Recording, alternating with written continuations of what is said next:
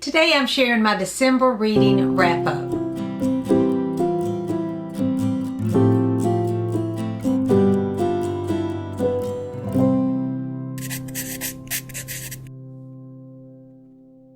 Hey there, it's Mitzi. Welcome to my channel. Today I wanted to share just a few of the books that I read at the end of December. Now I have been sharing reading updates throughout the month of December, and I have been participating in the Cloak and Dagger Christmas, as well as Tia and all the books had this great 25 books of Christmas and 25 movies of Christmas, and so I was participating in that too. So I had lots of things going on with my reading and watching the movies and doing all the fun Christmas things, and it was super busy by the end. I tried to keep you updated at the beginning. I shared lots of different things about Christmas traditions around here and things that we like to do. But then Christmas hit me, and it was time to do some cooking and wrapping the presents and doing all the family fun things that we do the week of Christmas. And so we had a wonderful Christmas here. It was filled with lots of fun and presents everywhere. So I'm going to be sharing with you some books that I received for Christmas as well. We had a wonderful candlelight service at our church on Christmas Eve. It was just a beautiful weekend, and I hope that you had a wonderful holiday as well. So these are just a few books that I have not talked about yet because they have been since the last time I updated you. The first thing I want to share though is the Christmas Eve. It was actually Christmas Eve, and I did not think that I would get anything on Christmas Eve from the post office. I figured they were closed, but my husband said, I'm going to check the post office one more time just in case there's something that we forgot about that we're supposed to be getting for Christmas. So I said, okay, but I don't think there's anything there, and they're probably closed. Well, he went within 15 minutes of them closing because, of course, they closed early for Christmas Eve, and I received a surprise in the mail. I was so excited. This is A Quiet Life in the Country. It's a Lady Hardcastle mystery by T.E. Kinsey. And I had participated when I was doing the Cloak and Dagger Christmas. Janelle had this wonderful night. It was a reading sprint, live reading sprint on her channel, and I participated. But what made this reading sprint so special was she did trivia for us, and I love trivia. If you follow my channel, you know that we love games here. We love playing games. So when she decided to do trivia, I was all in for that. And I happened to win. And I don't even know that much about mysteries. I'm new to the mystery genre. I've not been reading mysteries but a few years now. But I had paid attention to her videos that she had been sharing lately for Cloak and Dagger Christmas, as well as other mystery videos on her channel. So did I say this is Janelle at Too Fond of Books? I don't know if I even said that, but Janelle at Too Fond of Books was one of the hosts for the Cloak and Dagger Christmas, and she had this Cloak and Dagger Christmas reading sprint on her channel one night, and we had the best time. It was just so much fun. She would ask us trivia questions in between our reading sprints, and somehow I answered the questions and I received the most points. And so she sent me this book, A Quiet Life in the Country, as a prize because I won. And you know, I wasn't expecting a prize for it. I was just happy that I had been able to answer so many questions on her trivia that night. So thank you to Janelle, because he came home, my husband came home with this package, and it was Christmas Eve. So I said, Santa came early. He came midday Christmas Eve and brought me a book. So I can't wait to read this. Thank you to Janelle for hosting the reading sprint for one thing, and all the trivia. That was a lot of fun, and co-hosting the Cloak and Dagger Christmas, as well as sending me this book. I thank you for that. So this past week I did read several things before Christmas. Now during Christmas, Christmas Eve, Christmas Day, I was way too busy and wasn't able to read. I don't think I read maybe a few pages at most during those 2 days. But the rest of the time I was able to read. And I read Last Christmas in Paris by Hazel Gaynor and Heather Webb. This is historical fiction. I actually buddy read this one with Miriam. I'll leave a link to Miriam's channel below. We had a great time buddy reading this one. And it was an epistolary novel. And I love epistolary novels. I didn't even know that's what it was until we started. And I was like, yes, this is my kind of book. I love the letter writing, the journal writing, the diary entries, anything like that. So this is, I would like to say entirely letters, but there are maybe 5-6 pages that are describing like where someone is at the time. The rest of the book, the entire book, the rest of it is letters and telegrams. And I loved that format for this book. This is set in World War I, and it starts out 2 best friends are sent off to war, and one of the boys' little sister starts writing them to keep up with them, of course. And things happen, and the best friend of the brother and the girl really become closer throughout the story as they write to one another. It is just a beautiful story. I loved everything about it. I do wish there was more World War I in it, because I don't know that much about World War I. That's hard to say. I don't know that much about that time period. However, because this was letter writing, you were getting it from their perspective only, which I loved about it. So you know, it's give and take with those kind of things. I thought this was a fantastic book. I did cry in several parts of this. I was so moved by it. One of the things I really enjoyed is Evie. I was calling her Evie, but I think it's Evie because her name's Evelyn. But Evie, while the boys are off at war, she wants to do something to contribute. And being a woman, she didn't have as many, you know, she couldn't go fight as a soldier and all that. She didn't have as many opportunities to do the things she really wanted to do during World War I. And I loved the strength of her character in this, because it's like she's not going to give up. She's going to find some kind of way to contribute and put forth an effort to help during this war. And she ends up, after a while, she ends up finding kind of her place in what she needs to be doing, her fit, and she starts writing these articles for the newspaper. And those newspaper articles, the way that whoever wrote this, Hazel Gaynor and Heather Webb, the way that they express how the women are feeling as their men are off at war, and the courage that they need to take during this time, it was outstanding. I was moved by every one of the articles that she wrote. So I really love that about it. I love the relationship with all of the different people that are writing back and forth. There's a best friend. Evie's best friend is, she ends up becoming a nurse, and they write back and forth. Again, Evie and this soldier and her brother. It was just wonderful. And I highly recommend Last Christmas in Paris if you haven't read it. It is called Last Christmas in Paris, but it really wasn't as much a Christmas read. I mean, there's Christmas in it, of course, but it goes through the whole time during the war. So keep that in mind if you want it for a Christmas book. However, it did have some Christmas scenes in it, and I highly enjoyed it. And I thank Miriam for reading that with me. She enjoyed it as well.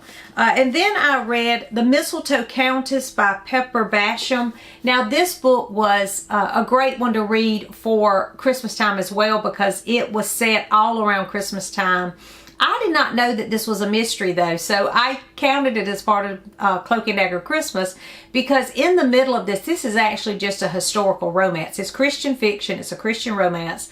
And I don't read a lot of romance, but at Christmas time, I do like the Hallmark Christmas movies and all that. So I do pick up a few romances at this time of year, and just comfy, cozy kind of reads. And that's what this is. And this one is about a girl who, the Mistletoe Countess, she ends up being one of the brides that is taken over. you know, during the time when what year is this? I'm not even sure what year it is. Let's see.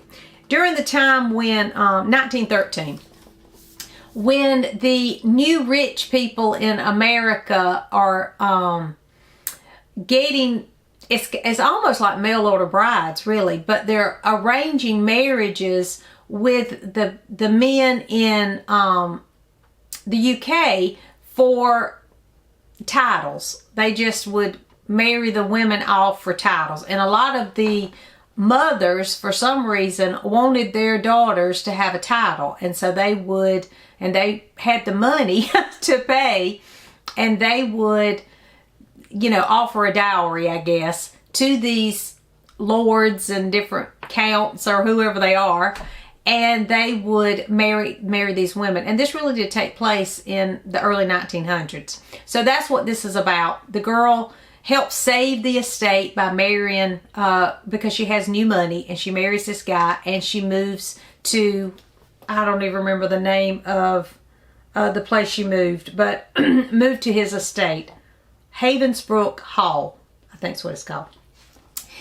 And all that was fine and great, and I enjoyed all of that. But what I loved more was once she gets there, there is a mystery that ensues. There's some strange things that happen.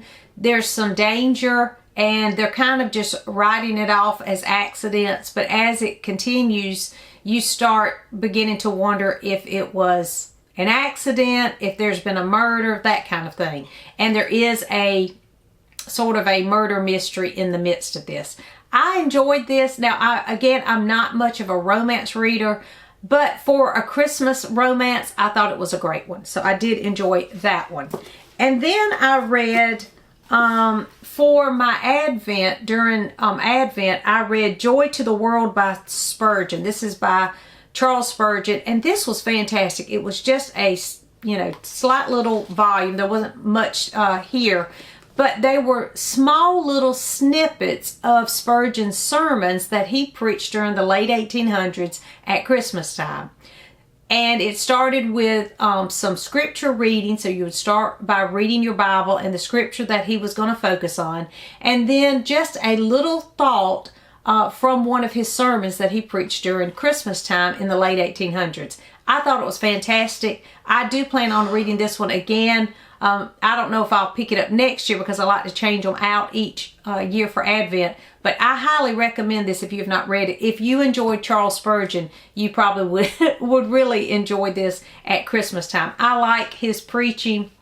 Again, I love writing from the late 1800s, so of course I love Spurgeon's sermons as well. And this was a great way to spend my mornings during Advent. And then I picked up a book. Kate Howe had mentioned this book on Instagram, and I didn't know that this was a Christmas book. It doesn't even look like a Christmas book, but as soon as she mentioned it, I thought, oh, that's a Newbery Honor book. I'd like to read that. It's a 62 pages, I think, and it's called The Light at Turn Rock by Julia Sawyer. This was so good, and she had sold it to me whenever I saw the Instagram post. But I checked it out from the library, and of course it just took me, you know, a day to read because it's not 60-something pages. But I was so surprised. This little book, it's a middle grade, and it is about a boy and his aunt who stay at a lighthouse. They have to take care of the lighthouse right before Christmas and what happens during that time. I was not expecting this story at all. I thought that this was going to be, oh, this warm, cozy Christmas story about an aunt and her nephew. But that is not what this is at all. There are some big discussions that you could have with your children when reading this. I was amazed at how much is packed into this little book and the topics that you can talk about. You can talk about how to make the best of your situation. There's a lot about keeping promises. There's just so many things that you can talk about in this book. And after I read it, I thought on this for several days. It is thought-provoking, and a great read. It was such a surprise, and I'm glad that I picked it up. So thank you to Kate Howe for mentioning this on Instagram. And then finally, I read, I think this was the day after Christmas I picked this up. 450 from Paddington by Agatha Christie, and I loved it. It was so good. I am in love with Agatha Christie. I have been reading her for the last couple of years. At first, I just kind of picked one up here and there, but now I want to pick them up all the time.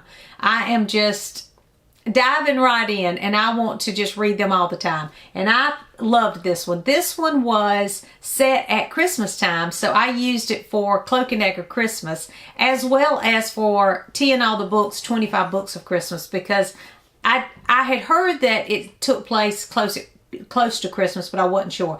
But it's not really Christmassy. There's not Christmas scenes or anything like that. But Miss McGillicuddy, who it's the main person in the story at the beginning of the story. She is on a train, and she has been Christmas shopping. It's just a few days before Christmas, and she has all her Christmas packages. So that's about the extent of the Christmas in this.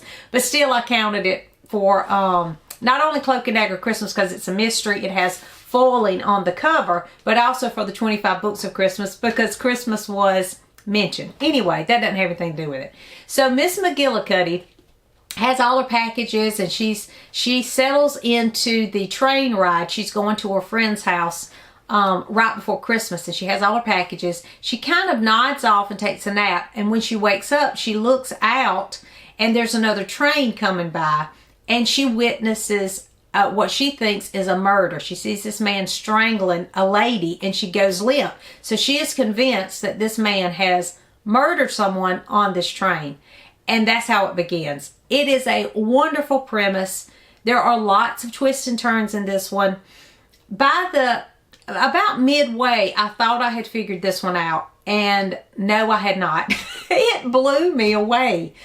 There's so many things I want to tell you, but it'll spoil some things. But there were lots of surprises for me. And I consider this one super clever. That's all I'll say about it. It's super clever. I loved it. So I highly recommend 450 from Paddington if you haven't read this Agatha Christie. It is a Miss Marple because Miss McGillicuddy, that's where she's going. She is, when she gets off the train, she is actually headed for a visit to her friend Jane Marple's house. So that's how Miss Marple gets involved in the case. It is wonderful.